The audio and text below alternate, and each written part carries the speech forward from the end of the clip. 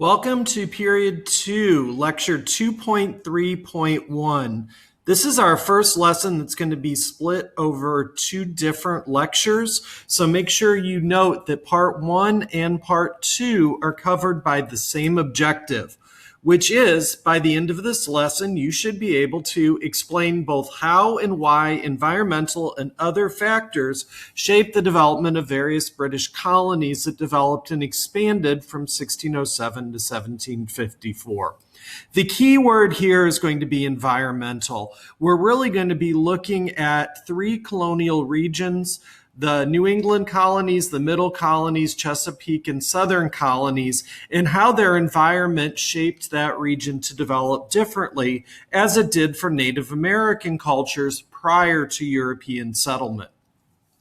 So the first colonies we're going to take a look at are our Chesapeake colonies, which include Virginia and Maryland. These were the earliest colonies that were settled. Virginia itself was created by a joint stock company. The British government had nothing to do with it. And it was a group of wealthy gentlemen looking to come to the New World and copy what Spain had done, which is to find gold and silver to bring back to Europe. As part of that joint stock company, their initial expedition to the New World consisted of wealthy gentlemen. They didn't hire experienced explorers or send soldiers like Spain did.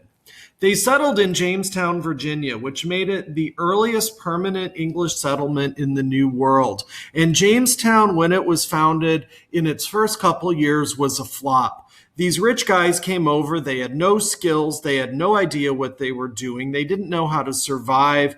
They were plagued by weather and disease, bad water, which caused all kinds of death. And they only made it through the settlement with the help of Native Americans in that area, which kind of showed them how to adapt to the environment and climate of Virginia. Later, more established settlers would come to Jamestown and the colony would grow. Nearby Maryland was settled for a different reason. Maryland was a colony that was created by an individual in the UK who was Roman Catholic. And Catholics were not tolerated by the British government. There was a deep religious divide in England between the government-sponsored church and the Catholic Church. So to find protection for his fellow Catholics, the founder, Lord Berkeley of Maryland, wanted to create a colony where they could go to safely escape persecution in England. However, over time, the colony became so successful that the Catholics found themselves as a minority there, and they were forced to implement freedom of Christian religion for all people in Maryland. It was the first colony to allow free worship as long as you were Christian.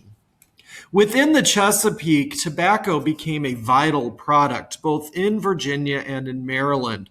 And tobacco was brought from Europe via South America by a guy named John Rolfe, who introduced it into the Maryland agricultural system. Agricultural system. And tobacco and the Chesapeake were a perfect match. Tobacco requires a long growing season of a lot of heat and humidity and very moist soil, which was perfect for the Chesapeake region. And tobacco, being a highly addictive substance, was very popular once it was introduced as a trade good in Europe. Europeans quickly became hooked on chewing and snorting tobacco, and the demand was exponential. This allowed the development of the Chesapeake planter class, individuals that managed to secure large tracts of land in the Chesapeake region for growing tobacco. And these planters amassed immense fortunes due to their tobacco cultivation. However, tobacco is a labor-intensive crop, which means that one individual, one planter, can't possibly manage the vast area under agricultural cultivation that they needed to make a fortune. This was kind of like a CEO of a company can't run every aspect of the company. They can't answer the phones and greet people when they come into the business. They need others to do it. Unfortunately, in the Chesapeake region, they had to rely on labor and hard labor to grow tobacco. Initially, they turned to indentured servants as their source of labor. And indentured servants were young, single Englishmen, often from the lowest parts of English society, who couldn't find employment or couldn't find a living in the competitive capitalist environment of England. So the planters agreed to pay for the indentured servants' travel to the New World. They put them up, they fed them, they housed them, they clothed them for a set period of time. And during that set period of time, those indentured servants, if they survived, would be given a grant of land somewhere in the Virginia colony to farm on their own. So indentured servitude provided to the planters a pretty cheap source of labor. Most indentured servants didn't survive their experience and never took their claims on their land. However, in the 1600s, a rebellion broke out of indentured servants called Bacon's Rebellion in Virginia. We'll talk more about that in tomorrow's lesson. However, that rebellion convinced the government and the planters of Virginia that indentured servants were not the best fit for their labor model because eventually they would get freedom. So in 1619, the Dutch introduced the first enslaved Africans into the American colonies. And following Bacon's Rebellion in 1676, the unfree labor market in Virginia switched from indentured servants to enslaved Africans. And that's what most of us think today when we think about Southern plantations is African labor. And that change occurred in Virginia roughly 50 years after the first Africans who were enslaved arrived. Now, if we travel to the north, we're going to go to the second set of English colonies that were founded, and these are the New England colonies, up around Massachusetts, Connecticut, and Rhode Island.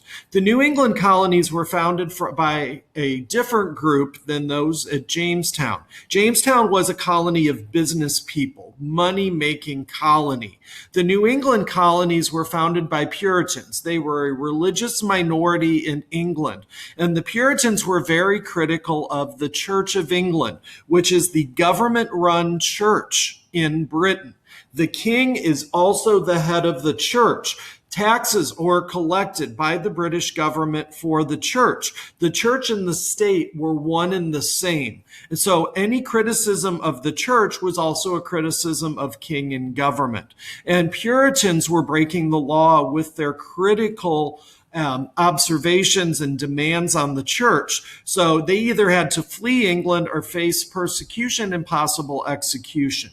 So the Puritans decide to flee to America. They were initially shooting for Jamestown, got lost along the way, and wound up in New England, which was probably better for them.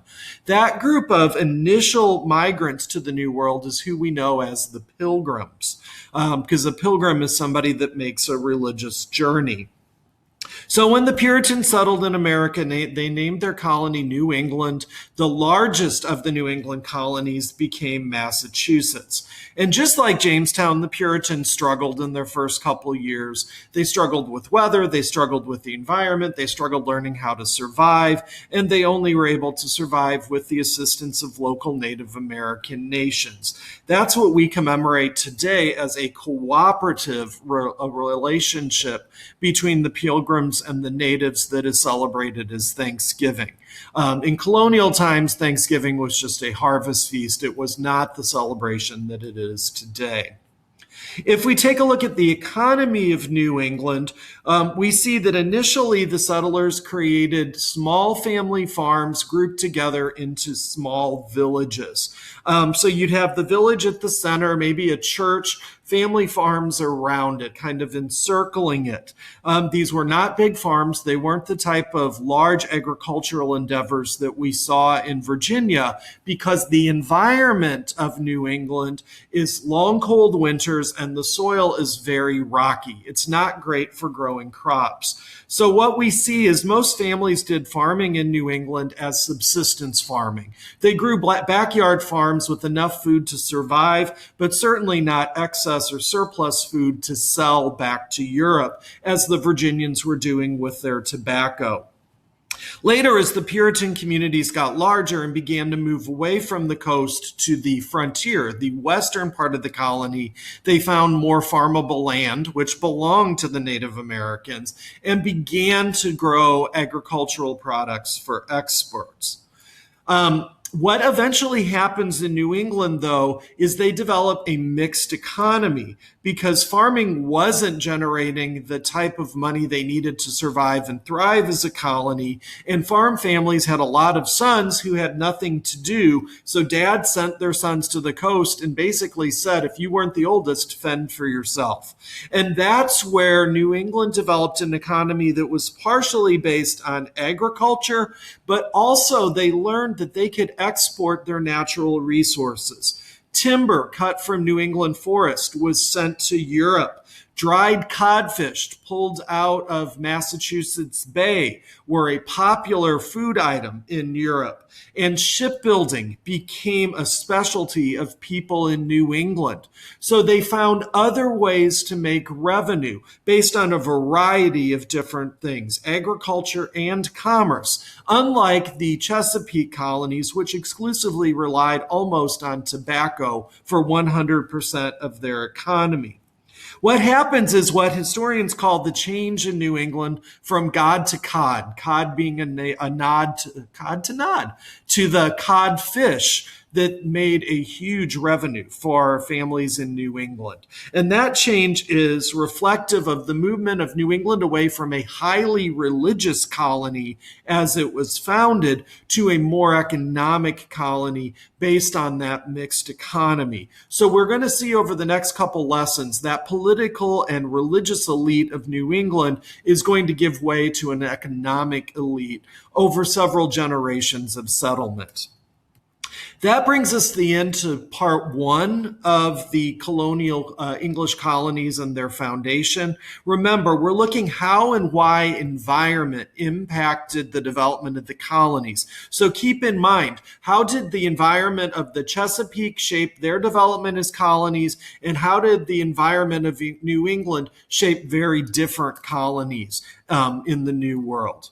We will pick up with the second half of the lesson in 2.32.